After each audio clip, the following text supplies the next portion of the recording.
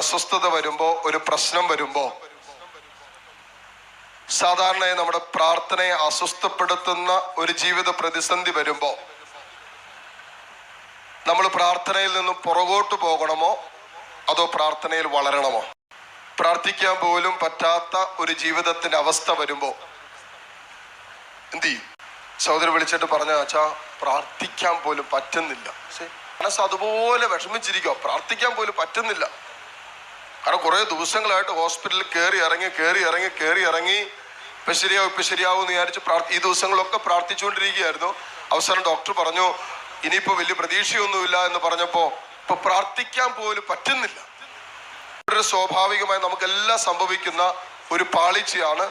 പ്രശ്നങ്ങളുടെ ആധിക്യം കൂടുമ്പോ ഒന്നില്ലെങ്കിൽ വിശ്വാസം ക്ഷയിക്കും, അല്ലെങ്കിൽ നമ്മുടെ പ്രാർത്ഥനാ ജീവിതം ക്ഷയിക്കും.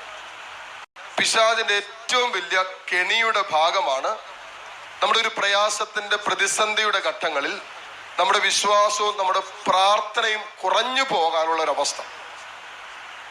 നമ്മളൊരു പ്രയാസം, ഒരു പ്രതിസന്ധി, ഒരു വിഷമം, ഒരു ബുദ്ധിമുട്ട്, ഒരു സഹനം വരുമ്പോ പ്രിയപ്പെട്ടവരെ, ദൈവം ആഗ്രഹിക്കുന്നത് ആത്മാവിന്റെ പ്രേരണ എടുത്തിട്ട് ആ പ്രശ്നത്തെ അതിജീവിക്കാൻ വേണ്ട കൂടുതൽ പ്രാർത്ഥന നടത്തണം.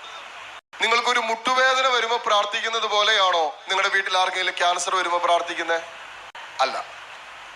നിങ്ങളുടെ കുടുംബത്തിലെ ഏകജാതൻ ക്യാൻസർ മൂലം ഡിക്റ്റേറ്റ് ചെയ്യുമ്പോൾ നിങ്ങൾ പ്രാർത്ഥിക്കുന്നത് അല്ലെ? പ്രാർത്ഥന അളവ് കൂടിയോ കുറഞ്ഞോ? ഉറക്കെ പറ. കൂടി. അപ്പൊ പ്രശ്നത്തിന്റെ അളവ് കൂടുമ്പോ പ്രാർത്ഥനയുടെ അളവ് കൂടണം. പിശാചിന്റെ ഏറ്റവും വലിയ കെണിയാണ് ആരിലൂടെയെങ്കിലും നമ്മുടെ പ്രാർത്ഥനാ ജീവിതത്തെ മുറിക്കുക. പിശാചിന്റെ ഏക ലക്ഷ്യമുള്ളൂ, ഏദൻ തോട്ടത്തിൽ ആദ്യത്തെ പിശാചിന്റെ എൻട്രി തന്നെ ദൈവവുമായിട്ട് ആദ്യമാതാപിതാക്കൾക്കുണ്ടായിരുന്ന ആ ബന്ധത്തെ മുറിക്കുക എന്നുള്ള ഒറ്റ ലക്ഷ്യമുള്ളായിരുന്നു. എന്ന് പറഞ്ഞാൽ ദൈവമായിട്ടുള്ള ബന്ധം, പ്രാർത്ഥനാ ജീവിതത്തെ പിശാച് മുറിക്കും. അതാണ് പിശാചിന്റെ ലക്ഷ്യം. ഒരു പ്രശ്നം വരുമ്പോ അത് ആദ്യം അഫക്ട് ചെയ്യുന്ന നമ്മുടെ പ്രാർത്ഥനാ ജീവിതമായിരിക്കും. അല്ലെങ്കിൽ നമ്മളൊരു ട്രിപ്പ് പോയി, നമ്മൾ പറയുന്നത് ഇന്നിനിപ്പോ പ്രാർത്ഥിക്കൊന്നും വേണ്ട, ഇന്ന് പിന്നെ നമ്മൾ 3-4 പള്ളികളിൽ കയറി ഇറങ്ങിയതല്ലേ, അതുകൊണ്ട് നമുക്ക് ഇന്നിനി പ്രാർത്ഥനയൊന്നും വേണ്ട, കുടുംബ പ്രാർത്ഥനയൊന്നും വേണ്ട. ഇനി പോയോ അപ്പൊ ചേർത്ത് അങ്ങനെ വീട്ടിൽ പ്രാർത്ഥിക്കാതെ എങ്ങനെയാ? നമ്മൾ അവിടെ ഇവിടെ ഒക്കെ കാണുന്നത് നമ്മുടെ വീടിന് സംരക്ഷണം വേണ്ടേ, അപ്പൊ വീട്ടിലല്ലേ പ്രാർത്ഥിക്കണ്ടേ എന്നൊരു കാര്യം ചെയ്യാം. നമുക്ക് ഒരു രഹസ്യം ചൊല്ലി അങ്ങോട്ട് അവസാനിപ്പിക്കാം. പ്രശ്നം ജീവിതത്തിലുണ്ടായാലും അതാദ്യം അടിക്കുന്നത് നമ്മുടെ ദൈവവുമായിട്ടുള്ള ബന്ധത്തിലാണ്, നമ്മുടെ പ്രാർത്ഥന ജീവിതത്തെയാണ്. പാപത്തിന്റെ കണിയ, ഏതു ദുശീലങ്ങള്, ഏത് അവിശുദ്ധ ബന്ധങ്ങള്, ഏതു മ്ലേച്ഛതകള്, എന്തുവാ, അതെല്ലാം നമ്മളെ ദൈവത്തിൽ നിന്നകറ്റും, പ്രാർത്ഥനയിൽ നിന്നകറ്റും.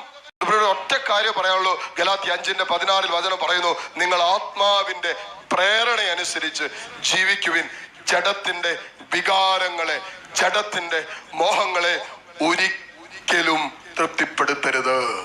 അതാണ് ഈ ആത്മാവ് തരുന്ന പ്രേരണയാണ് പ്രയാസങ്ങളുടെയും വേദനകളുടെയും നടുവിൽ കൂടുതൽ പ്രാർത്ഥിക്കാൻ ദൈവത്തിന്റെ ആത്മാവ് പ്രേരണ തരും. അതാണല്ലോ യേശുവിന് ഗെത്സമൻ സഹനത്തിൽ തീവ്ര വേദനയിൽ കർത്താവിന് അറിയാം കർത്താവ് സഹിക്കാൻ പോകുന്ന കുരിശുമരണത്തിന്റെ വേദന. ഇത് മനസ്സിലാക്കിയിട്ട് യേശു രക്തം വിയർത്തു പ്രാർത്ഥിച്ചില്ലേ? ഒരു പ്രശ്നം കൂടുമ്പോ, വേദന കൂടുമ്പോ, കുടുംബത്തിനൊരു അസ്വസ്ഥത കൂടുമ്പോ പ്രിയപ്പെട്ടവരെ, നമ്മൾ കൂടുതൽ പ്രാർത്ഥനയുള്ളവരായി മാറണമെന്ന് ദൈവം ആഗ്രഹിക്കുന്നു. ഇന്നലെ വരെ 1 മണിക്കൂറാണ് വീട്ടിൽ പ്രാർത്ഥിച്ചുകൊണ്ടിരുന്നെങ്കിൽ ചില മാനസാന്തരങ്ങൾ, ചില വിടുതലുകൾ, ചില സൗഖ്യങ്ങൾ നടക്കേണ്ട, ചില വിശുദ്ധീകരണം നടക്കേണ്ട കുടുംബാംഗങ്ങൾ ഉണ്ടെങ്കിൽ പ്രിയപ്പെട്ടവരെ, ആ ഭവനം, അന്തരീക്ഷം വിശുദ്ധീകരിക്കപ്പെടാൻ നമ്മൾ ആ ഭവനത്തിൽ, ആ അന്തരീക്ഷത്തിൽ കൂടുതൽ പ്രാർത്ഥന ഉയരാൻ അനുവദിക്കണം. വേറെ ഒരു വഴിയില്ല. മാറാൻ ഒറ്റ